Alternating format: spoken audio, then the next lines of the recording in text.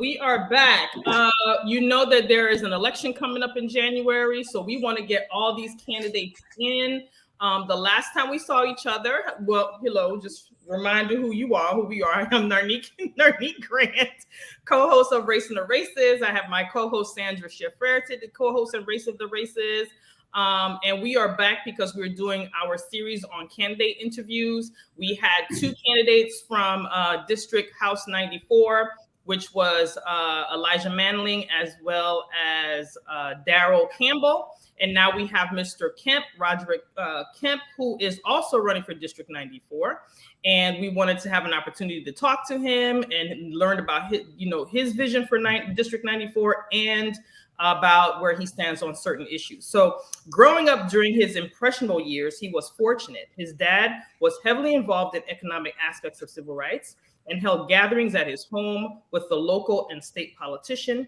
He unknowingly absorbed his involvement with the community and church and see his father, eventually appointed by the President of the United States as Assistant Secretary of the U.S. Chamber of Commerce.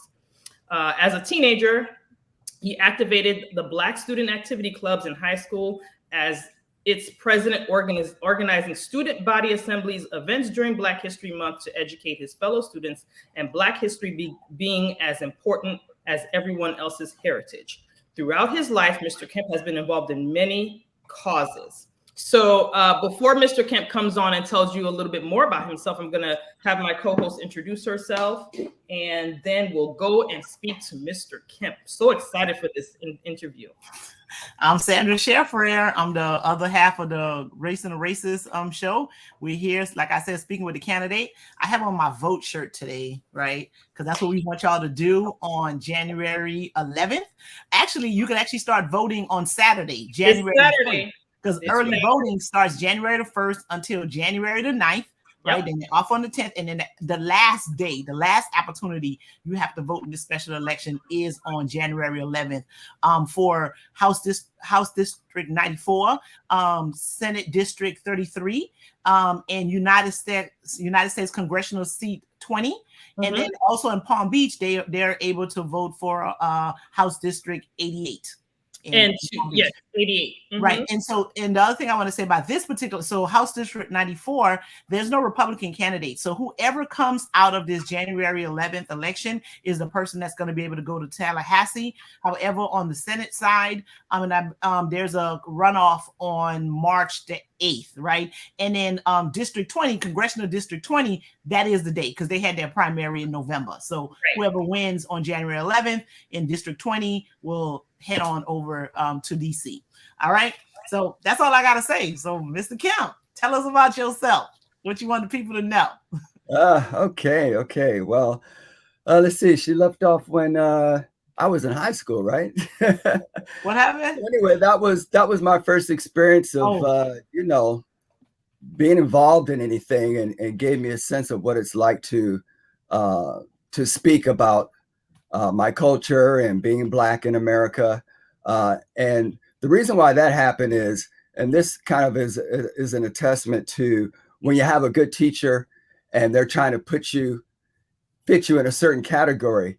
When I was in my freshman year in high school, I had a few anger issues and so forth, and they tried to tag me as somebody that was educationally handicapped, and they put me in this class. Just so happens the instructor was a Black teacher, and she said, "You know what? There ain't nothing wrong with you. You just need to focus on something." And she got me to activate the Black Student Union Activity Club and told me what to do and how to go about it. And, the rest is history. I met a girl who's from here, married her, moved here in 1982. My children were born and raised here. And since I've been here, it just seemed like I just always was involved in something. The church I used to go to, we raised money for immunization drives, and we went door to door in Collier City to get kids registered for immunization so they could attend school. And then I got appointed to the Charter Revisions Board of Fort Lauderdale. And I believe at the time, because some of the other members, their terms were coming up, I automatically moved into being the chair of the Charter Revisions Board. And I believe I was the first African-American chair. And as you know, the Charter Revisions Board is just basically advising the mayor and the commission on making amendments to the charter to keep up with the changing times. Then I was fortunate enough to get into leadership Broward. The legendary attorney George Allen wrote my recommendation letter. He's a gator. He's the first black yes. person to go to University of Florida's law school. Yes, he is. Yes, he is. Yeah. Yes. And, go ahead. And as you know, George has thousands of great stories. Yes. Every once in a while, by coincidence, we would end up at the same barbershop. He'd be in the chair next to me and would be telling me these crazy, entertaining stories. I can imagine. He's a legend. when he was younger. When him and LC were younger. Yeah. And they hung out together. And then I volunteered with the United Way, helped raise money. My account was Broward County government. So all the employees in Broward County government, all the divisions, I went around to do the United Way campaign. Then I got into banking. I was fortunate enough to work for the largest African-American owned bank that just happened to acquire People's Bank down in Miami. Mm-hmm. So I did work in lending for the entire South Florida market. I lent to the Black churches. I lent to the Urban League. I lent to community development associations that rehabbed apartment buildings or built affordable housing. And affordable housing is one of the things, since that's my background, that is near and dear to me. I served on the Affordable Housing Advisory Board of Fort Lauderdale. Fort Lauderdale has a affordable housing trust fund, and you know how it goes in government. They kind of play 3-card Molly with the money, and they're trying to figure out what to do with it. And of course, we, would advise them, it needs to stay intact. That's HUD money. You got to use it properly. And then I've also, I'm still on the board of the 79th Street Corridor Initiative. I'm proud of the work we've done there. We petitioned Dade County government to create a new CRA district.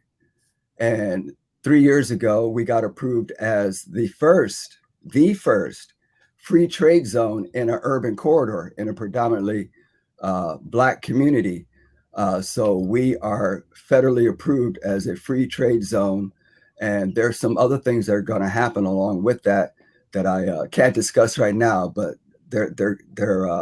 it's going to surprise everybody. It's going to surprise everybody. Tell us what CRA stands for before you move on, please. Community Reinvestment Area. Okay. Mm-hmm. And then, then there's this Community Reinvestment Agency that manages a CRA district, much like we have here in Fort Lauderdale, the CRA agency we have. Through the bank, I got them to become a member of the Florida Alliance of Community Development Association. And I also served on the Finance Audit Committee with Neighborhood Housing Services, which is a Florida subsidiary of NeighborWorks out of Washington, D.C. And we were awarded a $90 million fund, just shy of $100 million, that we allocated to Little Haiti Housing, St. John CDC, Opelika, Urban League, and a couple of others, so that they could do the good work that they do. So that brings me up to today. I got some questions on that one, but I'm gonna let you finish. And then some of the other things I volunteered for is Jack and Jill of America, I remember when I was younger, I was interested in learning about investing and nobody would teach me. And when I was at community college, I would spend time in the library trying to read the Wall Street Journal, trying to understand it. And it just so happened my ex-girlfriend's son was in Jack and Jill, and they decided to have a stock market competition with the teens. And so I volunteered to show the teens or talk to them about investing in the stock market. And I really enjoyed it because it's something I wish that someone did for me. And I think that is something that we should implement for our children to know and learn. Financial literacy is vitally important. And it's one of the things that behooves me as to, out of all the subject matters that we learn in high school and college, nobody teaches us financial literacy. Mm-hmm. You know, and it's not rocket science. Yes, it can kind of be boring to kind of understand the components, but once you get the basics, you know, it opens up a whole new world. Right, but they don't want to do that, right? Because, you know, we're heavily marketed to, like, you know, that would just be like, cause, you know, that kind of messes up the game. They start teaching about financial literacy, they can't market to you the same way because you're just not gonna fall for it no more if you're smarter about it, right?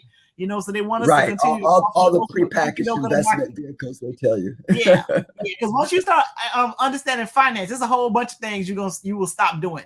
I mean, you know, folks still splurge even though they know better, but at the same time, there's still a level of splurging that you will no longer engage in once you understand the numbers of certain items. So, yes, yeah. This is true. Okay. This is true. Yeah, yeah. All right. So the reason why I'm in this race. Yeah, that's what I was going to ask you. Why you want this job? It sounds like you've done a lot of stuff. You got your hands in some other things that are real good. Hopefully they won't be inconsistent with what it is that you're going to try to do for the people when you get to Tallahassee. So tell us why that you want to hold this seat. Well, you know, a couple of things. One is I volunteered and I've worked on campaigns before. Of course, you know, when that. Well, you like them candidates, you better than them. You like, what, you trying to run for office? Get out of here. I got more sense than you. I feel like he out here doing all big things. I'm saying? And he's like, this person think they can win. Because you out here doing all kinds of good stuff out here, Mr. Kemp. But we not. I want you to talk about all the people you help, but I'm just saying. Go ahead. Well, you know, after you work a couple of campaigns, and then especially when you are hired and you are on staff with the Florida Democratic Party, you start to notice some things and you're like, wait a minute, hold up. You guys can't keep playing by the same playbook. Like, we go through this every time there's a major election. You know, like, come on. You better come and preach today, Mr. Kemp. You better come and tell the truth and shame the devil. Preach today. And so I was on staff for the Florida Biden campaign, and I was part of a statewide Second Chance Voters Coalition, which was right in my wheelhouse because I had been part of the Amendment 4 movement. And, you know, I had my voting rights taken away and I fought to get them back. And so I was a part of that statewide coalition. And even though it seemed like things, the way they facilitated things was more sophisticated than in the past, there was still a lot of things that were still the old playbook. And after that, and looking at the political environment that we're in, you know, you wake up in the morning, you say to yourself, I can't take it anymore. I just can't. It's just giving me a headache. So why not just go ahead and throw your hat in and try to be a part of the process, use your experience, use your insight, and hopefully you can be a voice of reason in these divisive times. So tell us, the old playbook that you talk of, like what's in that old playbook? I want to hear what you think this old playbook looks like. And then we're going to go from there. Tell us about this old playbook. And break it down like we 3-year-olds. Because I'm like, I think you're supposed to fight the fight you're in. But, you know, let me hear. Tell us about this playbook. Because I don't think they fighting the fight they in. They fighting some other fight. I'm like, who you think your opponent is? I don't know. But go ahead. Tell us about this old playbook that you think they're still engaged in, even though the rules of the game have obviously changed. All right. So to make it real simple, at the top, it seems to have a tendency to get hijacked by people who are from outside of the state and not relying 100% on how would you say, I forget the term. Anyway, not relying 100% on the knowledgeable people that are here within the state. I'm sorry, I'm gonna interrupt you every now and then. Okay, so I know that was a big criticism that people had of the Hillary campaign, right? It's because they was doing all the numbers people and then the algorithms and all of this, and they weren't using a lot of the grassroots local organizations that know the people. There's like, you can know them numbers, but you got to get the church or like, you know, the community leader to convince this person to leave a house and go vote, right? So I'll give you an example. I had worked the Charlie Crist campaign, and I was co-managing the field office over at Sistrunk Boulevard. And my district supervisor, who was from out of state, said to me, "Oh, so which churches should I go to? Where do we do community outreach?" And I'm sitting there saying to myself, "No, I need to be in your position." Agreed. You know, like, you know, come on. Yeah, ridiculous. Yeah. No, I totally agree. Co-host and I have always had this conversation. I think we also had a young lady, an attorney, who was on there that created a new playbook. You remember her? I don't remember her name, but one of the things she mentioned. Pam Keith. Yes, Pam Keith. She was a candidate too. She was a candidate too. But one of the things she mentioned is that you have all these people from out of state who are basically managing or micromanaging those who are in the state and have no clue as to what's going on at all. No clue. And so it's interesting that you said that, because, you know, not many candidates will come on here and tell us the truth about stuff like that. And so that was why he ran. So because the question was like, why you run? He's like, cuz, you know, these people. So he tried, you know, he had to tell it because we needed to know what it was that inspired him to go ahead and take this move. Because I mean, like, I haven't been in any races, but I've been interviewing candidates for the last couple of years. And I'm telling you, just some of the stuff I see them doing, I'm like, oh, see, I don't have the tolerance or the patience to be subjected to half of the stuff they deal with. So to me, it takes like a whole kind of person to even decide that they want to run in a race, right? Absolutely. You know, because stuff that has nothing to do with the issues seem to always seep in some some sort of way. You be like, what that got to do with anything, right? You know, we worried about the environment, education, housing, you know, those kind of things, and you all up in my business, you know? Yeah. And, you know, another thing is, you know, they rely a lot on our voting block, so to speak. But it always seems like in that last quarter of the election cycle is when they finally say, oh, we got some money for Black media. Well, wait a minute. That should have been like during the second quarter or the first quarter of the election cycle. And you need to be spending more money. Out of all these millions of dollars that you raise, and you're gonna tell us you've got a few $100,000 to spend in my neighborhood? Like, come on, you know, that's a drop in the bucket. Absolutely. And we're always our voting block is always the last in terms of, okay, well, let's not forget to reach out to the Black people at the last minute, rather than making this a continuous.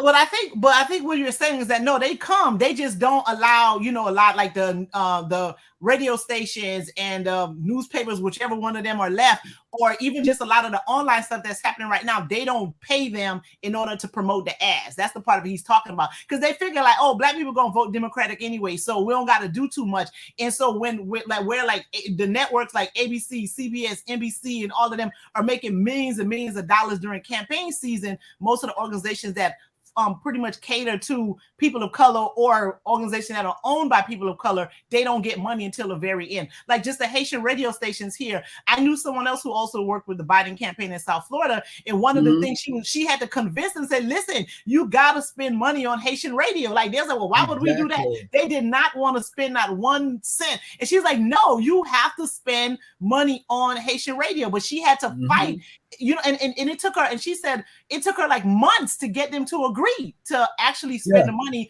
on Haitian radio. So I think, I believe that's the point that you were trying to make in terms of like who they allow. It's the same folks that keep getting the money over and over again. So they love campaign season because they getting rich, and everybody else out here that's really putting folks in office, they're not benefiting from campaign season, even though they expect, you know, to get the vote. Yes, this is true. So those are some of the reasons why I'm running. So one of the, I mean, you had a question, co-host. I'll let you go first. We kind of had that sidetrack, but you know, he was actually talking about how he worked on Charlie Crisfield's office. You know, you had that issue about like, you know, what black churches. So that's one of the things, I guess, one of the experience that you're talking about that made you want to run for this seat. So how'd that turn out? What church you sent them to? Told them to go to. Well, you know, right there in that immediate area, you know, you got Mount Hermon. Oh man, why is it escaping my mind right now? Is Piney Grove in your district? Piney Grove is just outside. Yeah, that's on Oakland, I think, right? Yeah. I think it's on Oakland. Piney Grove is in 94, District 94. Okay, then. Yeah. Okay. Yeah, Piney Grove is in District 9. Mount Olive and a few other churches in the area is where, you know, I ended up, you know, taking them to. As a matter of fact, we ended up arranging for Joe Biden as a, you know, top tier surrogate to make an appearance at Mount Hermon. Oh, good. Okay. Yeah. Okay. So, I'm sorry. Go ahead, co-host. So your top three, what are your top three important issues, or what have you heard from your constituents? Their top three issues that they would like for you to tackle in Tallahassee. Should you get them? Well, one thing I definitely know about and personally, and is important to the constituents because I engaged with them during the Amendment 4 movement, and that is restorative voting rights. Of course, we know that, you know, they threw up a few roadblocks. Right now, there is a bill that is alive. It's, you know, it's on oxygen right now, but they are suggesting to lower the severity of the fines that people have to pay to make them not such a roadblock, depending on the severity of the charge. So if it's a lesser charge, they, you know, there's a suggestion to have the ability to wipe away that fine if they've already done the time. As we know, that's kind of a form of poll tax. The other thing is that, you know, we need to highlight and showcase more a lot of the people who have done time that are thriving and productive members of society. And some of them actually own businesses. I met a gentleman out of Dania Beach during the Biden campaign, and he owns a semi-tractor trailer, was on the verge of buying a second one, and he's doing phenomenal. You know, so I think we got to change people's perceptions so that they fully understand the humanity that it entails, because, you know, you have less recidivism in society if they have a way to be a productive member of society. I just ran across an article the other day in San Francisco, which is, you know, the tech hub of the US. They actually have a coding program for guys in prison that are nearing the completion of their sentence to learn coding so they can have a job when they get out and work in the IT industry. Mm-hmm. Now, isn't that a great idea? Absolutely. Absolutely. It is. So the other part of that is, you know, we've been debating about legalizing marijuana. It's eventually going to happen. Oh, so let me make 2 points before you move on, because I want to make 2 points about the things that you said, right? So the part when you talk about like lowering the cost of fines, one of the things that, you know, because I teach criminal justice and I practice law, is that a lot of times when we see, especially, because I do defense work, so let me just make that point. Mm-hmm. It always seems as though a lot of these crimes are just criminalizing poverty, right? Because some of the crimes that people end up, it's like that only happened because that person was poor. Like there's some things that, okay, yeah, that's a bad person, or the person has some bad intentions, or they did something and they ain't had no reason on this earth to do the nonsense that they did. You do have that. But a lot of the crimes that are that people get time for, that really put people in this vicious cycle that they can't get out of, is they've committed crimes because they're poor. And so that's one of the things that we need to make that statement known. And I know, like, once you start talking about money, folks be acting like, no, it's not about poverty. It's about people ain't working hard enough. No. It's about the system is a lot. There are a lot of parts of the system that's really set up to criminalize the fact that people are poor. And it also keeps people poor, because poor folks are the ones who end up, like when you write a bad check, they charge you $35 for a $17 check. How you, come on, if I had $17, how am I pay you your $35 banking fee? What are you doing? That is something that happens to poor people. And somebody who don't got to worry about their bank balance ain't worried about no $35 overdraft fees, right? So that's just one example of it.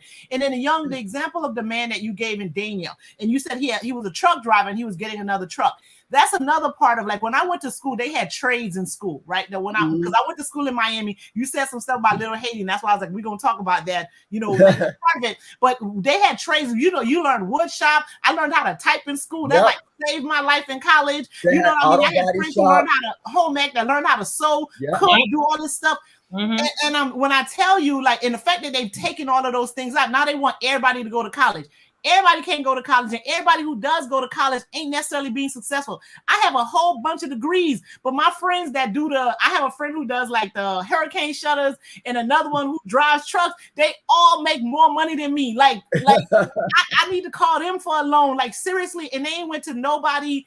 Got nobody degree, no nothing. You understand what I'm saying? Right. So it's not always about getting education. It's like really about getting trades. And these are the types of things that make people independent. I got another friend that's a barber. Listen, you know what I'm saying? Like, they always got money. And if they need to, they be like, yo, I got to cut some heads. I need $150. They're going to go make that money, right? Whereas I be like, well, the client got to come see me today, or I got to teach a class and get a check. You know what I'm saying? So, like, part of what the success story of you giving of this person who had, who got that right restored, is that luckily he learned a trade or something that he could do with his hands that allowed him that opportunity. And that's one of the things also that happens, is that when people do have certain criminal records, like there's certain felonies, you can't get student loan for it anyway. So they not even gonna let you go to their school. So you do have to learn the trade and also have a business mind in order for you to be able to make a success. So it's a whole bunch of like just kind of traps in it where, you don't want to, it's not fair for people to use that as an excuse, but to act like that's not part of reality is also a disservice to that particular, folks that find themselves in that situation. Yeah. And you, especially, being an attorney, you already know the things that you can get a felony charge for. It's like, it's a crazy. Somebody stealing a mango out of somebody's tree in their backyard will give you mangoes.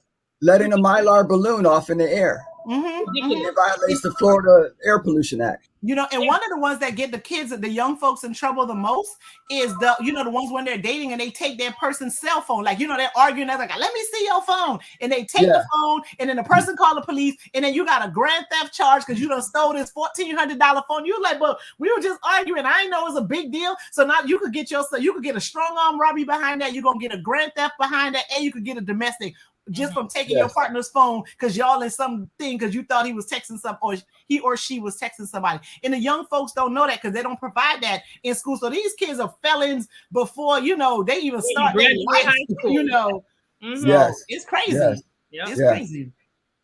So to my point, I was saying that the other part of that, with the onset of legalizing marijuana, hey, wait a minute. What about all these people that got the marijuana charges? Hello. They should be dropped. Second, all these big hedge funds and these big time medical marijuana chains, national chains, they want to come into your neighborhood. But what about the people that already live here? Why don't we have them be able to partner with you and open up a clinic? Absolutely, because the tour boys know the business better than you do, and they got the customers already. They don't even provide an opportunity for those people in those neighborhoods to have the opportunity to have that. It's just it's expensive. It's expensive to get in. Yeah, it's so sad. Not sad. It's just so infuriating that you've incarcerated a whole race of people for marijuana, and then now you've decided you're going to make it legal, but you're going to make it legal where it's not something that's attainable to the very people who had to suffer for the marijuana in the first place. Right, the barrier of entry. It's infuriating. I don't even know how I like that. Boy, I tell you. Well, we got to get our, like if there's some people in Belle Glade and Pahokee and those parts, I guess this one for the District 20 people that still own farms, they better don't be scared to grow no weed. The Lord is okay with it, okay? Like we need to get that. We got to tell the pastors to tell them folks, like, listen, if they allow you to grow weed, do it, okay? Don't get conflicted with the religion and this idea of like growing marijuana plants. Go ahead and do that. You want So we're gonna need to talk to the churches again to tell them people it's gonna be all right for them to use their farm to grow marijuana. I tell you. So the other fight is, of course, expanding Medicaid. I would certainly try my darndest to reach across the aisle, because at the end of the day, the fact remains that regardless of what party line you're voting on, you're hurting your own people. There's just no way it only affects Black people or Democrats or independents. It affects everybody. If people took the time to go look at the U.S. Census and see who's really on the food stamp program, it's way more people than the people that look like us. Yep. That's right. Okay. Yep. So, they need to just, come to reality, and not only that, but it just makes it easier on society as a whole, period. And on the healthcare system as a whole, period. I mean, I remember when Obamacare started, and I wouldn't be sitting here in front of you if it wasn't for Obamacare, because I had stage 4 cancer and I was able to get a Cadillac policy through Humana. But the minute he got out of office and you go back to renew, half of those insurance companies disappeared. New ones popped up. And when you call their provider list, the doctor says, "Oh no, I'm not dealing with them." I'm like, "But you're on their provider list." "No, I'm not dealing with them," because they're new to the market. And not only that, it was brought up in a candidate panel the other day that Massachusetts has some great ideas about healthcare and so forth. Wait a minute. Don't you know that the Affordable Care Act was based on mass health? Yep, mass health in Massachusetts. Yeah, absolutely. So, absolutely, you're talking to the choir. You're preaching to the choir. No, that's absolutely true with the healthcare issue. Yeah, and the thing about it is, like, you would also think, since we're like in this pandemic, right? And folks, when that COVID hit, when they had to go get a test and they wanted just to go to the doctor and not worry about their hospital bill. I'm like, wasn't that a great feeling that they were treating you for your COVID and you ain't had to worry about no bill? What if that was with everything that was wrong with you? Like, you would think like just this experience would let people understand and see like what's the value, like just being able to go to the doctor and getting treated and let the government worry about paying them doctors and you don't have to worry about it. Right. And I'm just like, I don't understand. Like, you see, because right now, like, the numbers are going up, so people are testing, so there are tents all over the place, and you see these people standing in line to go get tested at the tent. They ain't pulling out no money to pay nobody to get that test. That's how insurance should be. Why are you against this? And you see the benefit and like how like seamless it is that you're able to just go, and something wrong with you, you go to the doctor, you get your treatment, you walk out the door. That's it. Like, this is how it should be. You don't understand how good it feels to just go and get a test done, but when they were doing it at CVS and get your shots, and you just walk in, do your stuff, and walk out. You don't have to fill out no paperwork. You don't have to. I mean, and so when people sit there and say, "Oh, well, who's gonna pay for it and how much is it gonna cost?" It's like, dude, we already have the foundation and we have the map and we know how to get that done. They just choose not to because this country is so capitalistic. Right. And so we have to charge you for everything. I mean, to me, it's mind boggling. You got to pay to go to school just to work to pay off the debts that you created in school. Right. And that's never ending. You got to do all these extra stuff. And to me, it's like, the government does have a formula on how to get this done.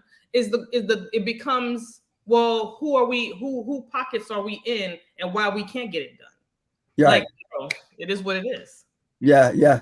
Hey, and I'm co-signed on my daughter's MBA Loan, right? loan, plus mine, and it's hard.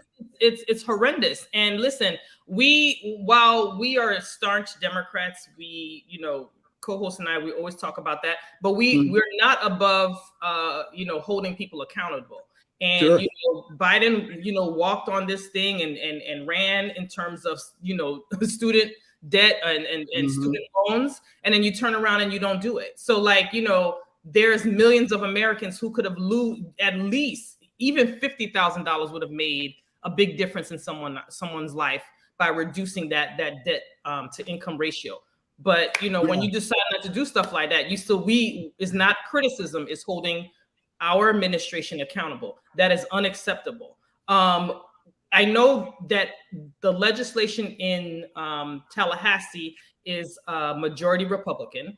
From talking to other candidates and those who won in 20 and were doing legislative sessions there, they said that this was the most difficult and the most what was one of the words that they used? Contentious time for them. Going into this, now you're taking over someone else's seat, and then legislation. I think the starts what your race, your voting is on the 11th, correct? And then then session starts on the 12th. Is that correct? I believe so. I think session starts on the 12th. If you should be able to win this seat, and obviously you would have to hit the ground running, how are you prepared to deal with this contentious body of legislation up in Tallahassee? Well, first things first, you got to introduce yourself to everybody, and look at, what the legislative agenda is going to be. Try to use my best diplomatic skills as possible. Try to reason with people. A lot of times this is like a chess game. So there's always some give and take. You try to find some commonality. Everybody to some degree has common interests in something. We all have families, we all have homes, we all pay taxes. So, I just basically would just try to appease to whatever they can respond to. Not only that, but of course, there's many Black Republicans amongst us. And, I have a few people of other persuasions that, are polar opposites in political ideology. So I've experienced, having debates, talking about our differences, and at the end of the day, still shake hands, or share a cup of coffee. I think it is very unfortunate that things have kind of progressed into an alternate reality, as you can call it, where people have denied science and they've denied basic common sense. But if you can point out to them what's right in front of their face, what's clear to them, you can chip away. And I know it's going to be a struggle, but I'm up for the fight. Yeah, that's the part. Like you said, if you could point it out to them, it's like they ain't trying to accept that truth. You know what I mean? Because there was an article, I think it came out today or yesterday, and they were talking about, how the former president was talking about how 2,000 dead people voted in Georgia. They was like, yeah, it was like 4. So they was like, yeah, it was 4 of them, but he said it was 2,000 and all this other stuff happened. It's like 4, but people still think he was going to be president. I'm like, bro, even if they gave you Georgia, you still was not going to be the president because you lost Arizona, Philadelphia, and a couple other states that you needed. Hey, look, I have a high school friend of a different persuasion that was a staunch Trump supporter. She even went to the rally on January 6th, but was just part of when they did the speeches and left, right? Before all hell broke loose. And she still supports Trump. But guess what? Because we went to the same high school, she still donated to my campaign. But that right there is, to me, is an example of okay, look, we're friends. I know you. I know you're just trying to do the right thing, even though I'm a Republican and I support Trump. So to me, that gives me a little flicker of hope. So that's interesting that you said that, because I was talking to somebody yesterday and we were talking about this particular race, and they're voting for a candidate. I'm not going to say who it is. And I was like, so why you vote for them? They said, oh, that's my friend. I know him. He's a good person. I'm like, that's all? Like, what do they stand on the issues though? You know what I'm saying? Right. He's like, kind of like, no, but I know he's a good dude, and that's what I want from my politicians, and that should be enough. And I'm standing there like, where do they stand on the issues? Couldn't tell me, but that was his friend and he was going to vote for him. So I guess this is the thing, right? Like, I guess just if they're your friend, well, and my friend can't even vote for me. But they know the type of person that I am. And we've even had debates and arguments. Like, I've straight up told them, like, I don't know why you want to follow a con artist and grifter. Like, please, like, it just don't make no sense. And they've gotten mad at me, like, almost lost my friendship. But when they saw I was running, they were like, I know you trying to do the right thing. They wrote me a check. Okay. Yeah, well, we've had this debate before. It's a good thing. I guess it works out when it's supposed to, but I need to know where you stand on certain issues. I do. I mean, and the thing about it, because I also have a friend that was a Trump supporter. It wasn't at January 6th though. It wasn't that much of a supporter, but definitely a supporter. And sometimes I'm like, but how, dude? Ain't you smart though? But but at the end of the day, you can't just reduce a person to one thing about them. Even though some of them have gone too far, you have to stop talking to them, right? You be like, we was good until you did that part, right? Like, it's some people do cross a line that you just like, you know what? We just can't be friends if this is the type of thing that you're going to do. But at the end of the day, you're right. You can't make a person just one particular thing. Because I know so many things about that person, and a lot of them he's a good person. That's the only thing. I'm just like, I can't reconcile it. But at the end of the day, I know he's a good person. He does good, does a lot of good work and all that kind of stuff. And for the most part, just a real good person, but just so happen to be a fan of 45. This man, all his friends going to jail and people still be looking out for him. I'm just like, he the only one that ain't going to jail yet, So like, what you doing? That blind loyalty, honey. That blind loyalty. I'll tell you, I'm like, but everybody going to jail. Though people going to jail, they get discredited, but y'all still out here on that train. Okay. Apparently, that's okay. That's okay.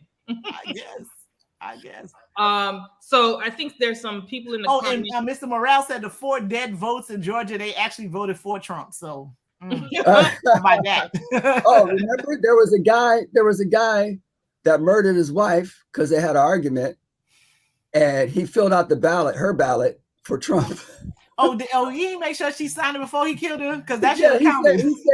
He told the police, he said, well, she would have voted for him anyway, so I just did it. So he should have said she filled it out beforehand, and then he killed her. Because then if you vote while you're alive, the vote is supposed to count. Like, even if you die afterwards. You can't be dead person then vote. Level of foolery. That's a sick lawyer in me. So Elijah Manley says, great to see Rod, good guy. Percy Johnson says, very good job, Rod Kemp. So even your opponents love you. So that's great. It's always good to see that type of camaraderie amongst us.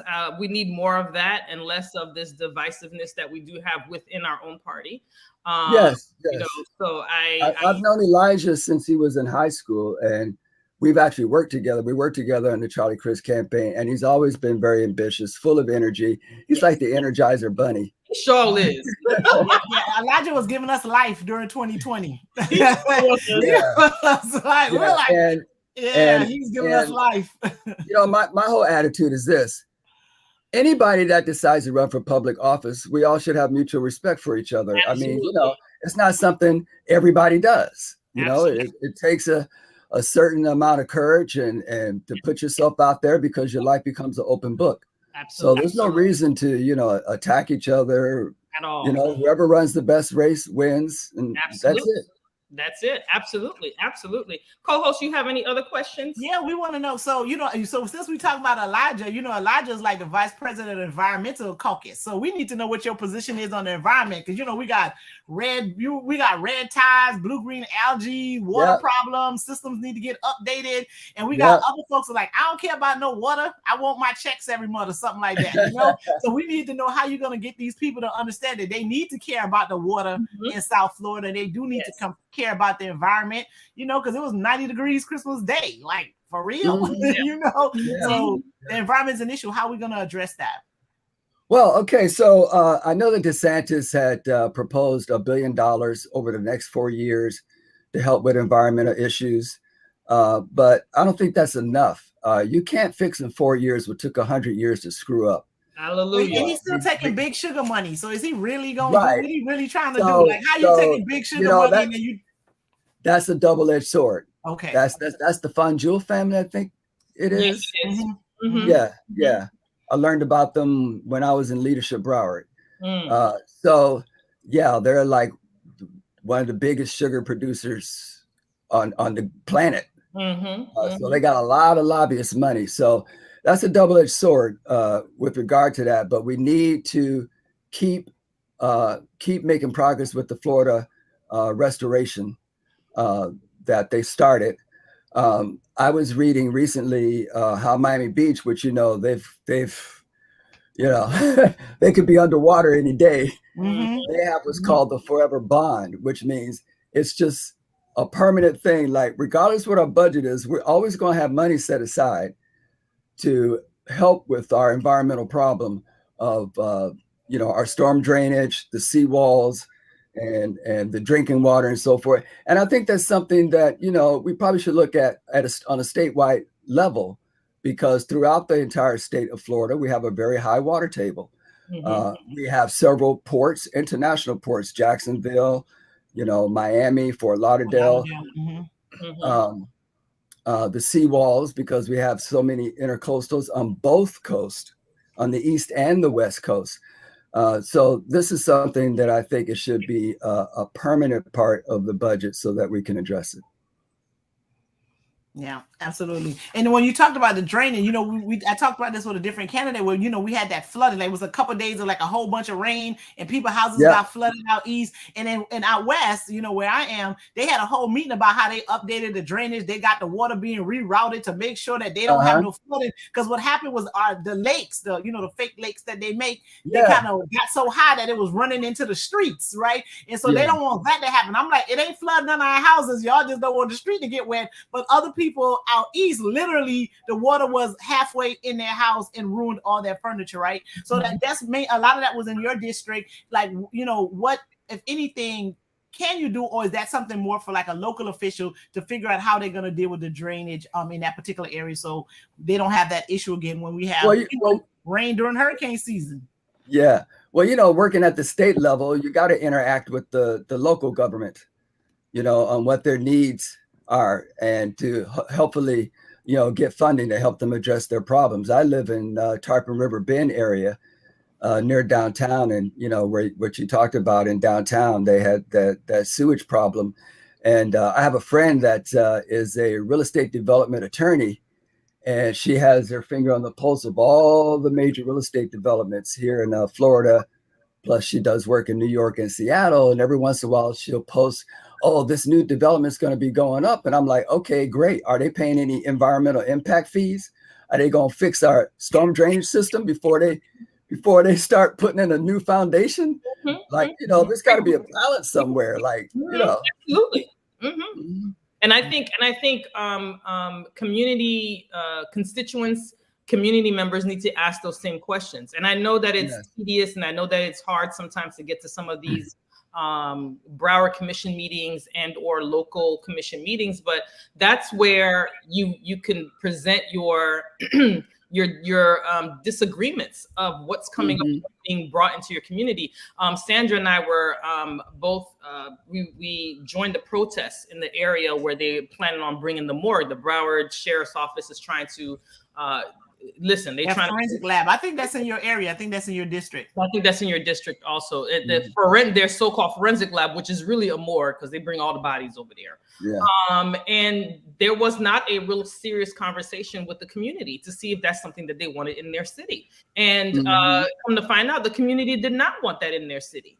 And the Broward Commission was basically almost this close to pushing everything through until, presidents of associations in those areas were like, no one came and talked to us, and what's going on here? So it's important that Mr. Kemp, that when you say that you ask those questions, that the community understands what those questions are and how they can be part of the advocacy to make sure that their community gets what they need, not what some developers bring in to make money.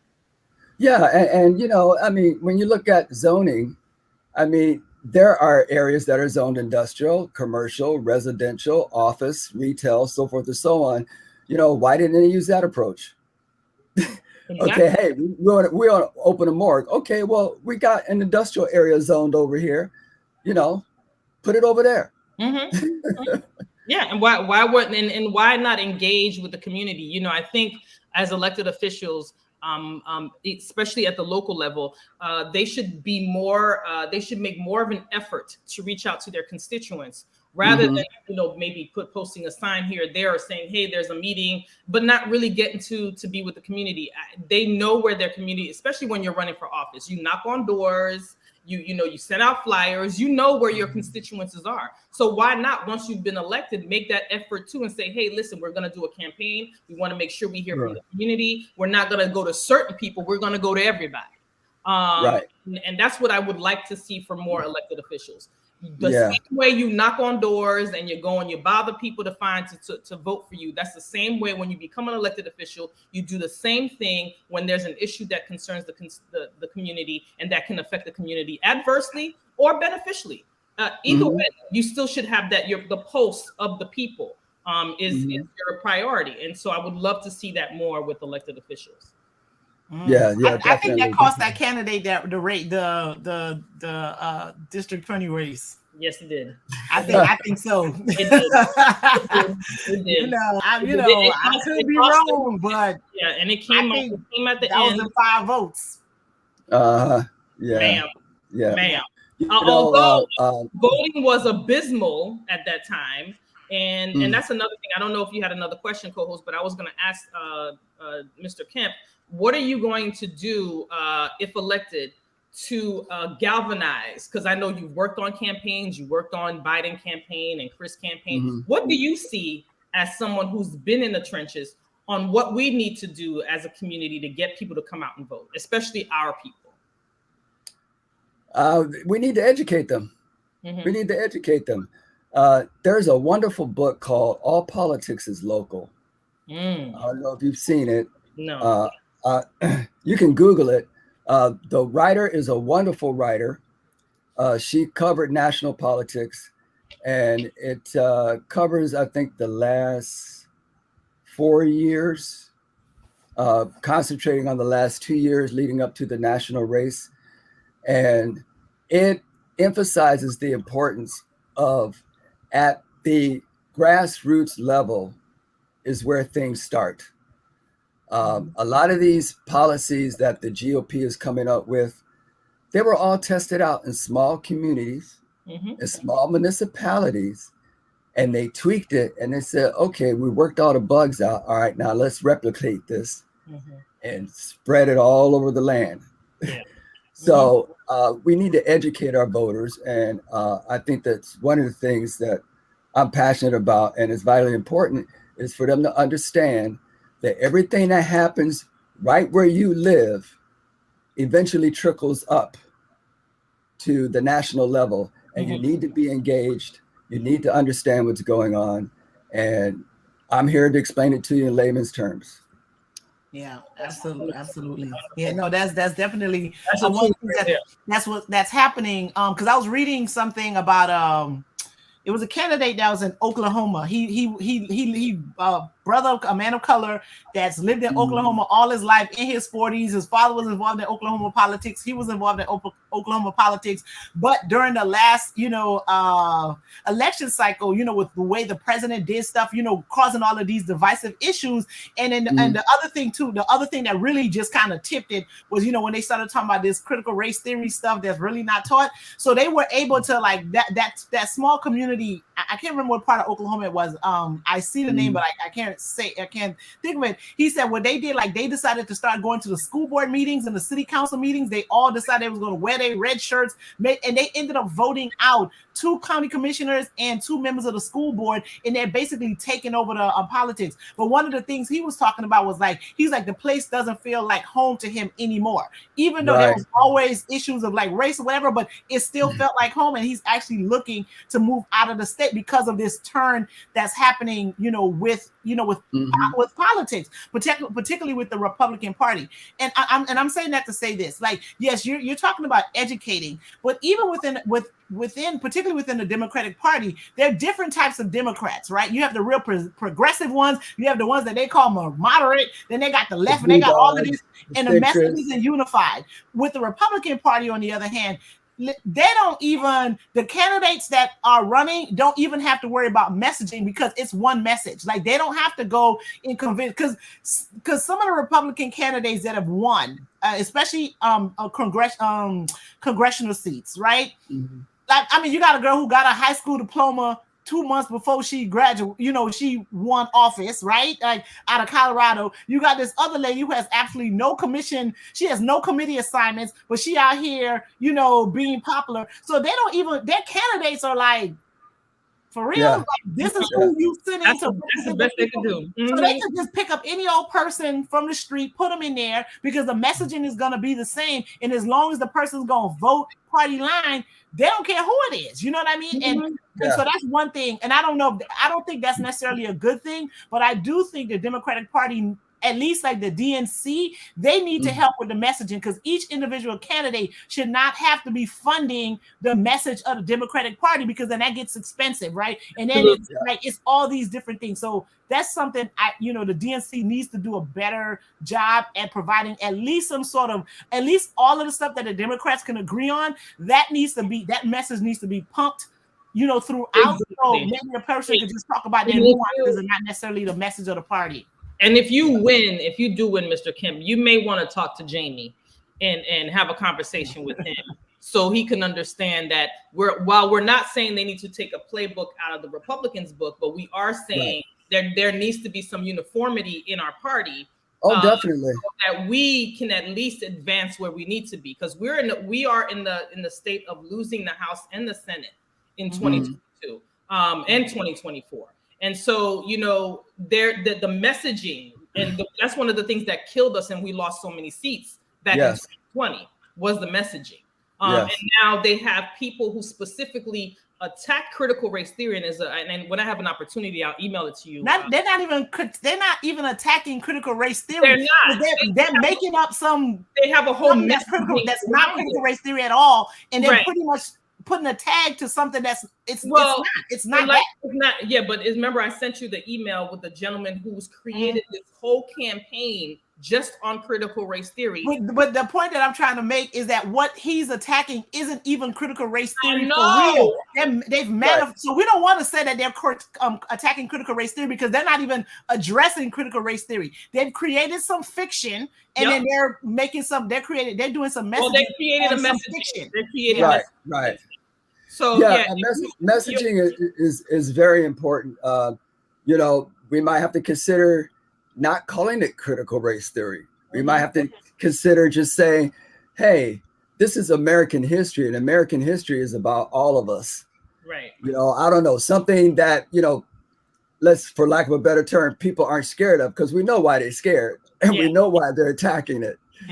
But the truth is that we all got a little drop of blood of somebody else. And, a lot of people of another persuasion run around here probably got some black blood in them and don't even know it. There's just been too much entanglement between the races throughout the history of this country that as a biological fact that we aren't in some way connected. Absolutely. So the final things that we spoke about, and we've told every candidate that comes and has a candid conversation with us, is that we want the lotto money. Okay. For the schools. We want to know, can we find out where the lotto money went? When can we get that back, and when can we go allocate them into the schools? Yeah, it makes you kind of wonder when DeSantis missed the deadline for educational funding, that he said, "Oh well, I guess I can get it from the lottery, huh?" I'm just saying. I don't know, but I know that we want the lotto money, and we need a report or something, because we need to figure out where he's at. Education, education is in dire need of funds. As you can see, the governor refused or forgot or didn't get some funds that we were due, and later on decided he was going to get it. Withheld funds from school board members because they were trying to protect our kids, but then end up giving that money back. It's just a whole bunch of foolery.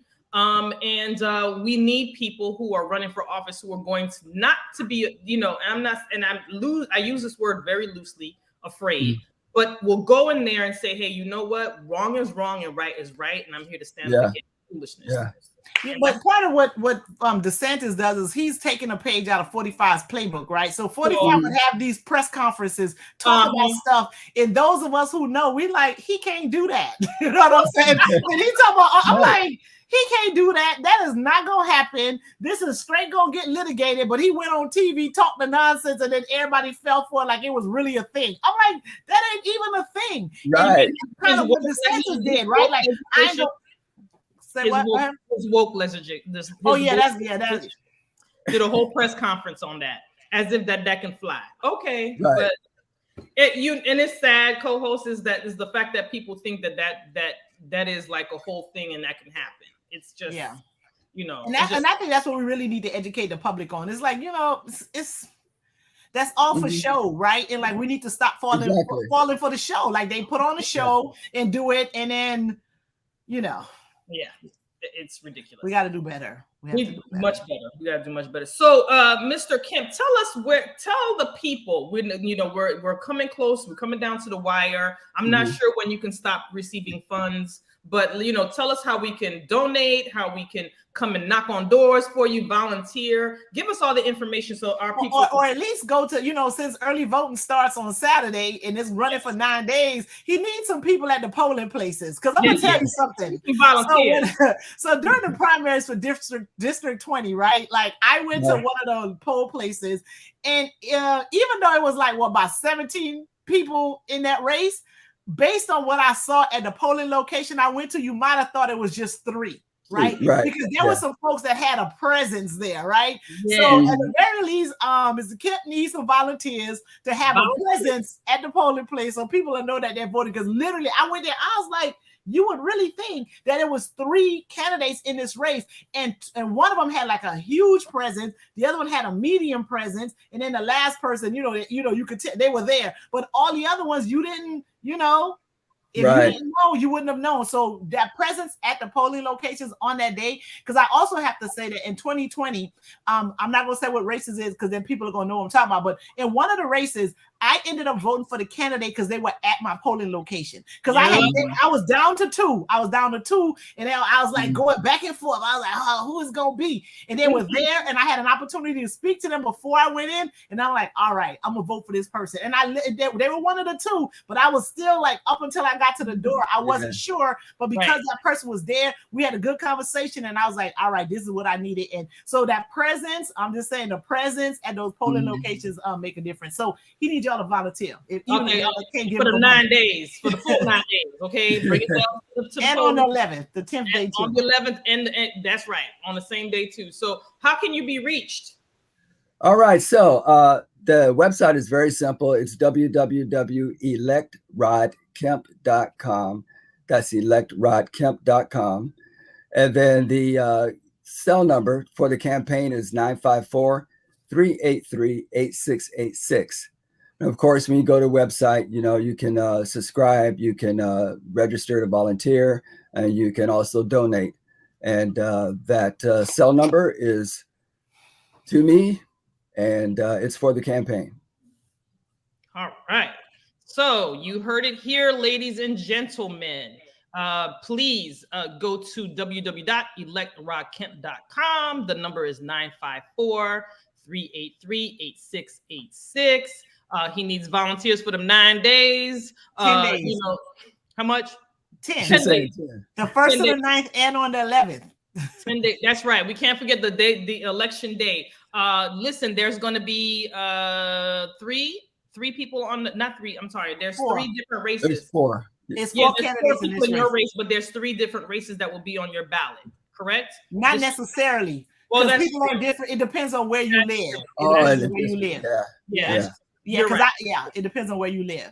So it's 3 races happening that day, but depending on where you live, most people probably have 2. They'll have like House District 94 and District 20, or then some people are going to have House District 88 and District 20, and then some folks are only going to have District 20 on their ballot because they don't have a House seat that's up. So it depends. All right. Well, this was a very great interview. We hope that you had an opportunity to kind of let the people see, if you felt like you had a great opportunity to really tell people about you, because I know when you do other forums, they're giving you 90 seconds to respond, a minute and 20, whatever, and they don't get to learn the real you. So we always like for the candidates to come on and just really express themselves, and we kind of do a little banter back and forth, so people can see the real person, some transparency.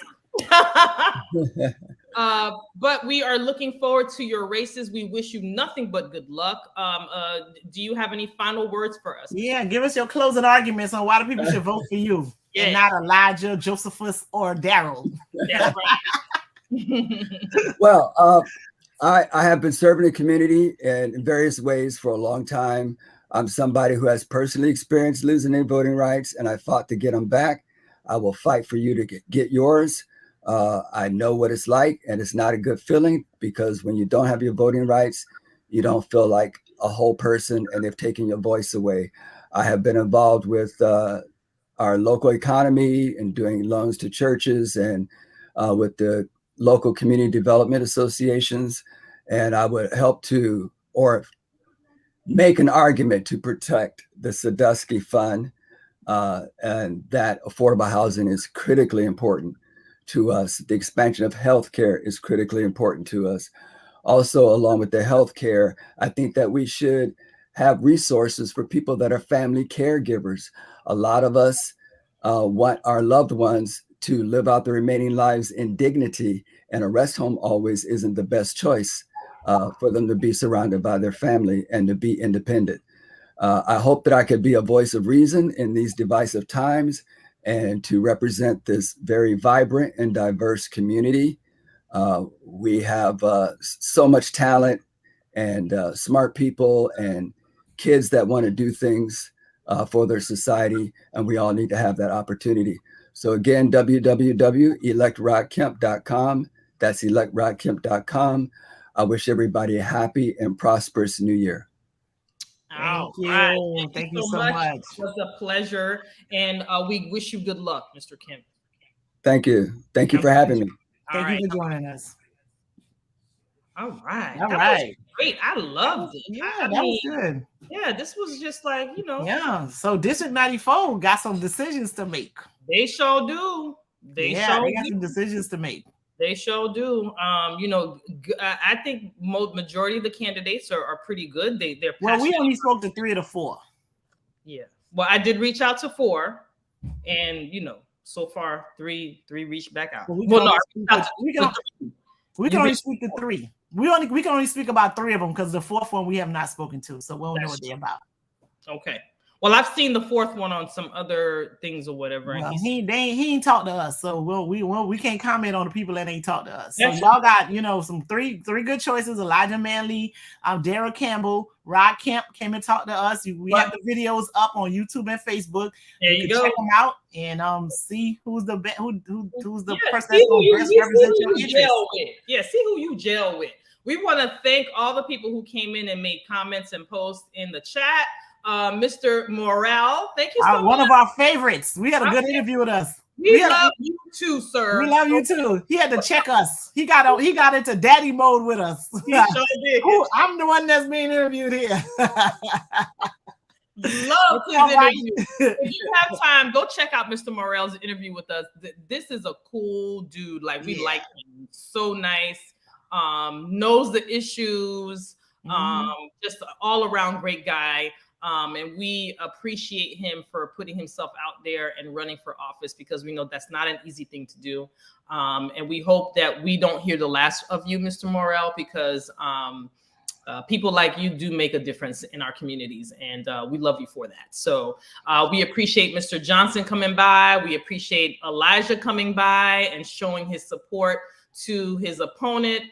That is how you're supposed to run for office. Be respectful and be in the same room, because at the end of the day, the goal that you all have for District 94 is the same, and you want the best for your people in your community. So we appreciate the gentleman behavior.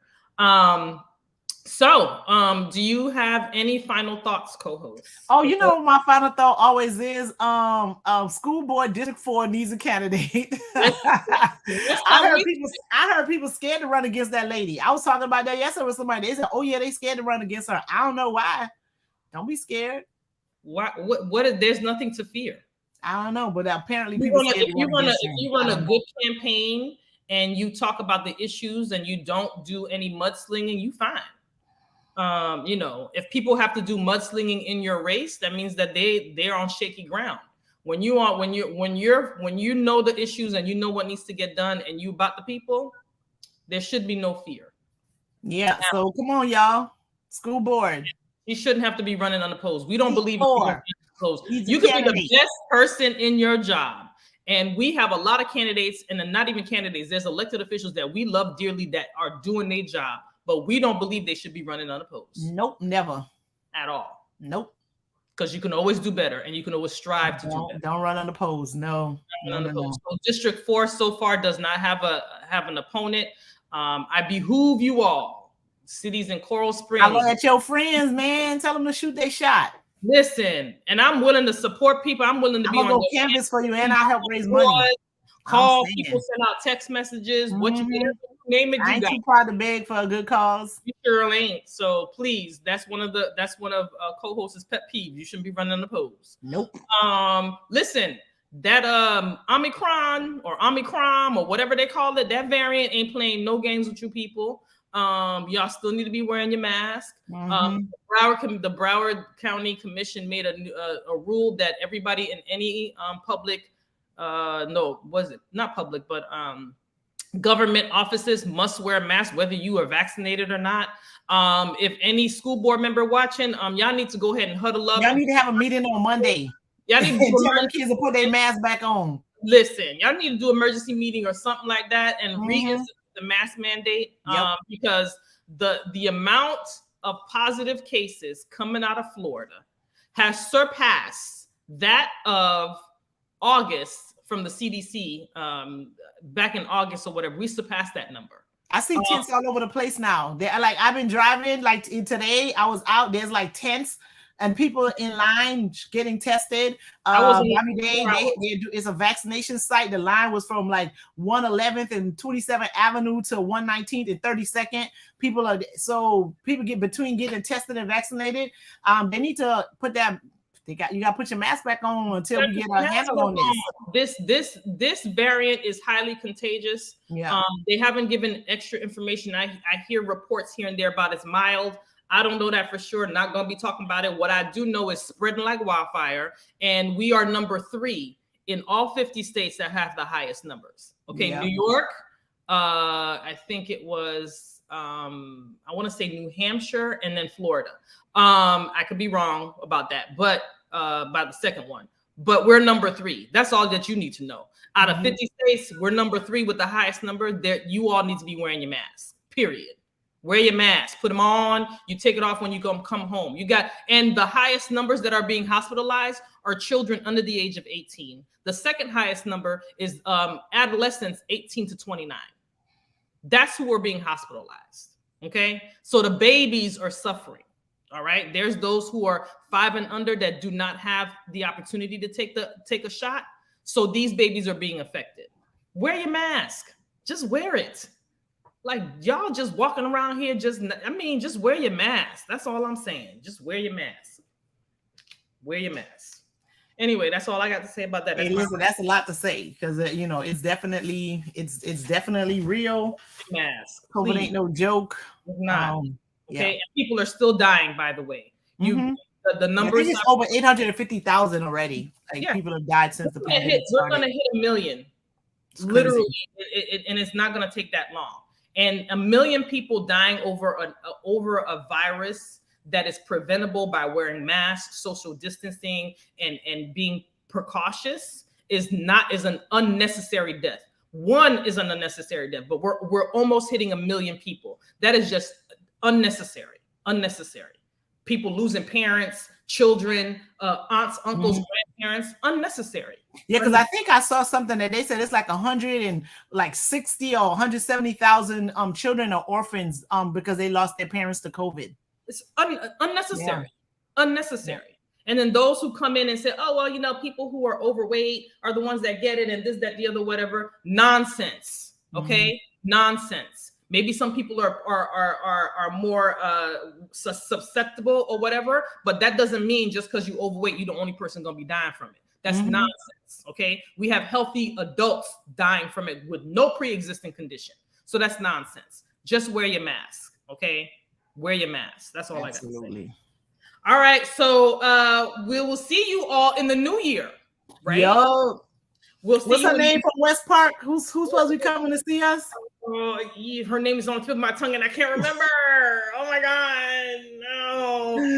She's a community activist. She ran for office in West Park. Katrina Touchstone. Yes. Katrina Touchstone. Can't wait to talk to her. On the 4th. So that would be on the 4th of January, right? Yeah. And I think we're gonna have a 6:30 show that day. Yes, we're gonna have a 6:30 show that day. FYI, those who are waiting for the orange to drop for New Year's or whatever, that ain't gonna be happening here. They canceled it.